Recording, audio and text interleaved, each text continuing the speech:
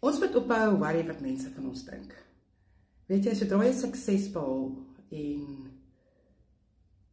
almal wat so negatief was en daai persone kom terug na jou toe. Hulle vra vir jou hulp en dan weet jy die gevoel wat jy het om daai persoon te laat help met iets wat jy regtig glo.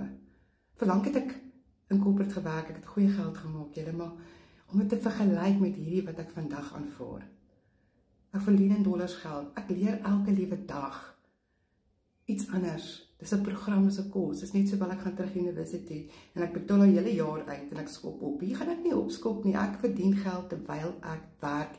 Ek word inspireer elke dag deur duisende ander mense wat dit self doen. Wat 'n kans en hulp omgee wat ander van jou dink en sê. Want die reality is, sodra jy suksesvol is, spring hulle saam met jou in daai bootjie.